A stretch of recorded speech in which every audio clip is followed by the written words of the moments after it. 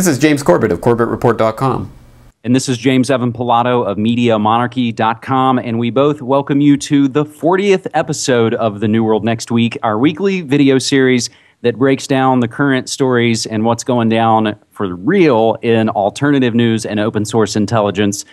Some of the things we want to do, I guess, in honor of this 40th episode is first mention NewWorldNextWeek.com is now available for you. You can get the episodes in full quality video, and you can get them sent to your pod catcher or device of choice, and it's something that we can't do through YouTube. So, James, the other thing we're going to do in honor of this 40th episode is, of course, take on what is the story of the week, of the month, and that would be the WikiLeaks story. And we saw this building, and we saw even the week before the Washington Post expose, Top Secret America, and James, that was a story on the previous episode that we declined to cover, the Washington Post Top Secret America story. But now here we are with a story so massive, it was on even the front of our own local paper here, the Oregonian. It had folks at work talking about it, people who would just rather be probably talking about whatever kind of pop culture stuff. Everyone is talking about the WikiLeaks Afghan war log story.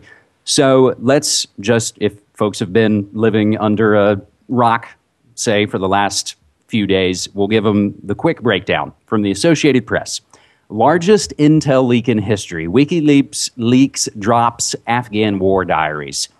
Some 90,000 leaked U.S. military records posted online Sunday, July 25th, amount to a blow-by-blow account of 6 years of the Afghanistan war, including unreported incidents of Afghan civilian killings as well as covert operations against Taliban figures. The online whistleblower WikiLeaks.org posted the documents on its website Sunday. The New York Times, the London Guardian, and the German weekly Der Spiegel were given early access to the documents, and they all published them simultaneously this past Sunday, July 25th. The White House condemned the document disclosure, saying it, quote, put the lives of Americans and our partners at risk. James, this is so multi-layered, multi-tiered, so multifaceted. How do you want to start this off? Well, I just want to commend all of the alternative news sites that are, I think, giving this the type of skeptical coverage that it deserves, because I was a little bit worried when this story first hit that people were going to be accepting it unquestioningly, which is dangerous at any time for any information.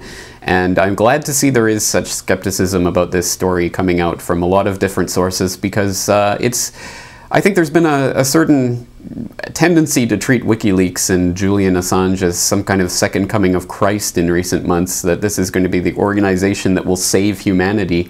And I have to admit, I played into that a little bit with some of my earlier coverage of WikiLeaks earlier this year, although it was never my intention to set them up as the organization that's going to save the world. But obviously there has been a lot of glowing coverage of them. And I started to have a little bit more of a suspicious eye towards them with the Collateral Murder release. Not necessarily the video itself, but the PR that surrounded the release of that video I thought was 80 times more hype than it really deserved. And it seemed like a big sort of press media manipulation type exercise that worked very well for WikiLeaks in particular, but didn't seem to, I don't know, deliver the goods, so to speak, because it didn't actually change very much in terms of the discourse going on about the war. And now we have this, which again is being hyped like it's the most incredible manna from heaven that has just been released, when it, 92,000 documents, unbelievable, amazing, unthinkable, that just confirm everything we already know and just further the war on terror narrative in so many ways. But I'm interested in your take on this and what you think may have actually been revealed here, if anything at all.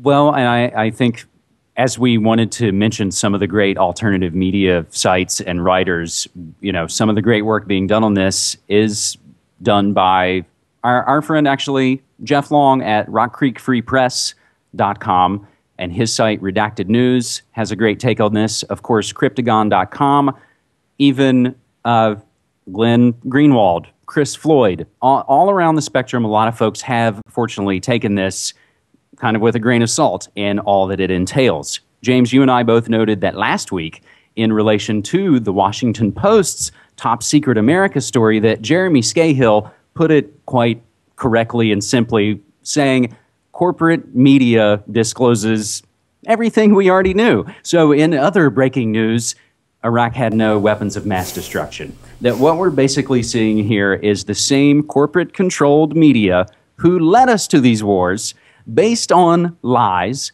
based on proven falsehoods, and now we're supposed to be so thankful that they're now reporting on an organization doing the work that they're supposed to be doing in the first place. That's a huge take for me.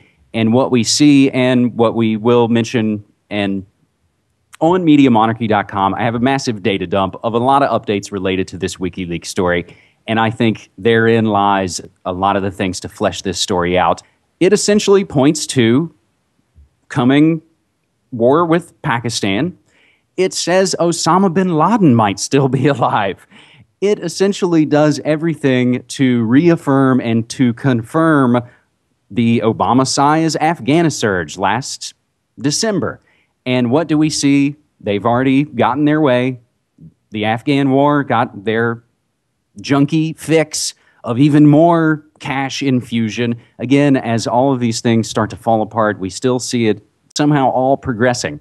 But in some of these headlines and some of these other links that we implore folks to check out, because as Cryptagon says on this story, treat every source as disinfo and do the research for yourself. And we're saying that as well. Don't take our word for any of this. Do the research for yourself.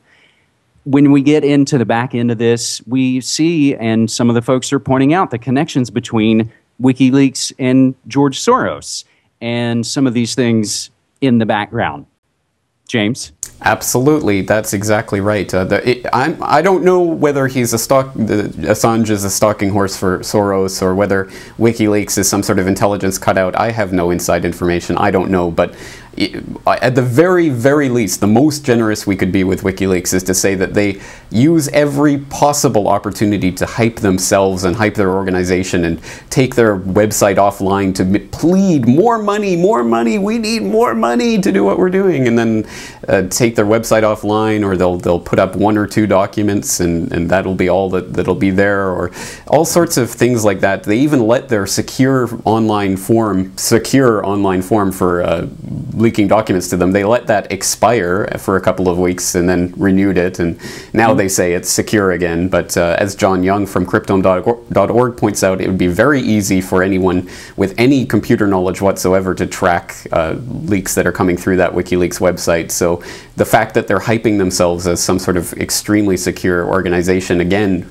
makes it very suspicious. And again, we just need to take it with a grain of salt, take all information with a grain of salt. And I think there's been an excellent editorial from spikedonline.com, of all places, about truth versus information. And basically the idea that's being set up with this WikiLeaks phenomenon is the idea that information itself, just raw information, is somehow equivalent to truth. But that's not the case, and as we know, there is a lot of work to be done in contextualizing information to make it valuable, and that there's no organization that's going to come from on high and hand you all of the information you need. You have to work for it, you have to contextualize it, you have to put it into a narrative that makes sense.